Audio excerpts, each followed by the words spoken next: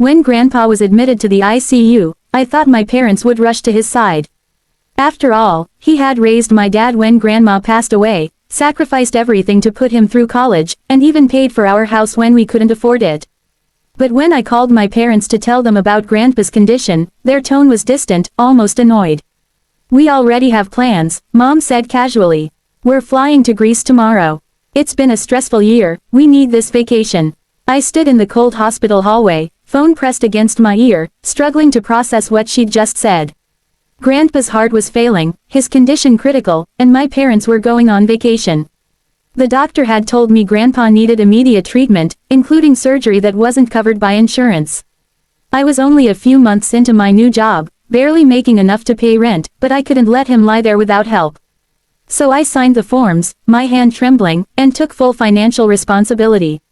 The next few weeks blurred together, nights sleeping on the hard bench beside his bed, days juggling calls from work, trying to sound normal while my heart broke seeing him connected to tubes and machines.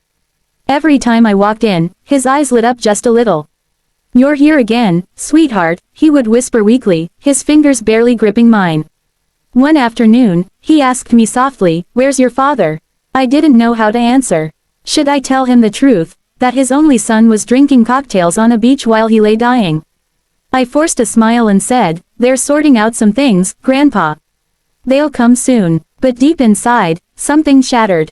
The guilt of lying to him hurt more than the exhaustion or the hospital bills piling up in my bag. I worked double shifts, borrowed money, even sold my old car to cover the costs. When he asked me why I looked so tired, I laughed it off, saying work was just busy. He didn't need to know that his medical bills had drained my savings. Then came the night I'll never forget. Grandpa's breathing grew shallow, the machines beeping louder than usual. I held his hand and whispered, "It's okay, Grandpa. You can rest." Tears blurred my vision as he smiled faintly and said, "You're the only one who stayed." Those were his last words. I broke down beside him, the weight of everything crashing down at once, the loneliness, the anger, the betrayal. My parents returned from their vacation 3 days later, sun-kissed and cheerful, acting like nothing had happened. "You should have called us earlier," Dad said, as if I hadn't spent nights begging them to come. Mom sighed dramatically, complaining about the funeral arrangements being too plain. I said nothing, just watched them talk about catering and flowers while I quietly clutched the folder of unpaid hospital bills. Weeks passed, and life went on. Or at least it tried to. I went back to work, my body on autopilot, but my mind stuck in that hospital room. Then one day, a lawyer called. He said Grandpa's will was being read, and that all family members were required to attend. My parents were unusually cheerful that morning, dressing up like they were heading to a celebration rather than a legal meeting. Dad promised he'd take care of us, Mom said confidently, fixing her hair. I didn't say anything, I just wanted closure, some peace to finally let him go. As we sat in the lawyer's office, the air felt thick with tension. Grandpa's portrait sat on the desk beside a stack of papers. The lawyer cleared his throat and began reading. My parents sat upright, smiling smugly. "To my beloved son and daughter-in-law," the lawyer started. Mom grinned, squeezing Dad's hand. But the next line wiped the smile off their faces. "You both chose distance when I needed love. Therefore, I leave you nothing but the memories of what could have been." The room fell silent. Mom blinked in disbelief while Dad's jaw clenched. The lawyer continued, "To my granddaughter, who stood by me when no one else did, I leave my entire estate and remaining assets, including the house, savings, and family business." I froze, unable to breathe. My parents turned to me, their faces twisted in shock. "What?" Mom shrieked. "This must be a mistake. We're his family." The lawyer looked at her calmly. He was very clear. He said she was his true family. Tears welled up in my eyes, not because of the inheritance, but because those words meant he had seen everything. He had known, all those moments when I thought he didn't notice, the nights I cried quietly beside his bed, the lies I told to protect his heart, he knew it all. Mom slammed her hand on the table, her voice trembling with rage. "You manipulated him. You made him change the will." I looked at her, my voice steady but soft. "I didn't ask for anything. I just didn't leave him alone." She glared at me as if I had stolen something sacred, but I didn't feel victorious. I felt grief and justice intertwined, like two threads finally coming together after years of being apart. Dad didn't say a word, just looked down, shame flickering briefly in his eyes before disappearing. The day of the will reading changed everything, but what followed after was a storm I never saw coming. Mom's scream from that office still echoed in my ears days later. The look on her face, part disbelief, part fury, burned itself into my memory. Dad tried to stay calm, but I could see the cracks forming behind his blank stare.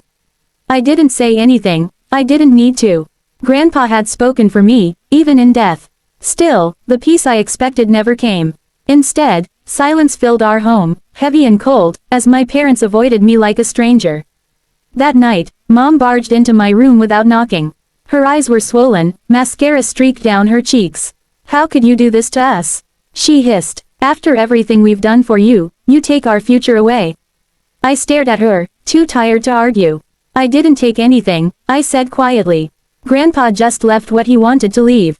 Her lips trembled with rage. "He was manipulated. You were always his favorite, always pretending to be the innocent one while we carried the real burdens." I almost laughed, but the lump in my throat wouldn't let me. "You mean while you were on vacation?" I said softly. She froze, guilt flickering for half a second before her face hardened again. "You think you're better than us? You'll see how fast that money disappears." Then she slammed the door so hard that the frame cracked. The following days were a blur of legal paperwork and relatives calling me suddenly as if I had become some prize they wanted to claim. Cousins I hadn't heard from in years started dropping messages about how Grandpa had always wanted a close family and how they'd love to reconnect. But beneath the polite words, I could sense their greed. Everyone wanted a piece of the man they had long forgotten. I refused to let them taint his memory. I sold the old business he left me, he had known I didn't want to run it, and donated a good portion of the profits to the hospital that had cared for him. It felt right. Grandpa had always said money meant nothing unless it healed or helped. One evening, I went back to his house, the one he'd left to me. The air smelled faintly of his aftershave and old books. Everything was exactly as he'd left it. The armchair by the fireplace, his reading glasses resting on the side table, a half-finished crossword puzzle lying beside them. I sat in that chair and felt the ache of missing him. I wished he could have seen that I wasn't broken anymore, that I had found strength through his love. The house was quiet, but I could almost hear his voice, warm and patient, telling me to keep going, to forgive but never forget. Mom and Dad, however, didn't find peace. Their lives began to unravel in ways I couldn't have imagined. Dad's business deals fell apart. He had borrowed heavily, expecting Grandpa's inheritance to bail him out. Mom started selling her jewelry, whispering to neighbors about betrayal and family curses. Whenever she saw me in town, she'd turn her face away, pretending not to know me. It hurt, but I also knew this was the path they had chosen the moment they abandoned Grandpa in that hospital bed. I had learned to live with loss, but they were now learning to live with regret. A few weeks later, the lawyer called again. He said there was something Grandpa had asked him to deliver personally, a letter addressed to my granddaughter. My heart raced as I opened the envelope. Inside, written in his shaky handwriting, were words that felt like a gentle hug. "I knew you would stay. Not because you wanted anything, but because you understand love the way I once did when I was young. You will be hurt by their anger, but don't let it harden you. The world will test your kindness. Hold it close, even when it burns." I cried for a long time that night, clutching the letter like it was a lifeline. Everything I had done, the sleepless nights, the hospital bills, the loneliness, suddenly felt worth it. I wasn't alone in the end. He had seen me, truly seen me. From that day forward, I stopped living in the shadow of guilt and started living the way he had taught me, to love quietly, to forgive slowly, and to never measure people by their wealth. Months passed, and I began restoring Grandpa's old home. I planted roses in the garden where he used to sit with his tea, and every morning, I watched the sun rise through the same window he loved. Sometimes I'd see a couple walking their dog down the street, or hear children laughing, and I'd think of him smiling somewhere, proud and at peace. Then one afternoon, as I was sorting through his study, I found a small box tucked behind some books. Inside was a photograph, me as a child sitting on his lap, both of us laughing, and a short note on the back that read, "Love is proven in presence, not promises." My chest tightened as I traced the words. That sentence captured everything. My parents had promised to care, to be there, to love, but when it mattered most, they were absent. I hadn't promised anything, but I had stayed. Not long after, Mom showed up at the gate. Her face looked tired, older somehow. She didn't shout this time. "I came to talk," she said softly. I hesitated but opened the door. She stood awkwardly in the living room, looking around at the house she once wanted for herself. He really left it all to you, she murmured, touching the old clock on the wall. I never thought he'd do that. Her voice cracked. He always said family was everything. I just didn't think we'd end up like this. I looked at her for a long moment and said, it didn't have to be this way.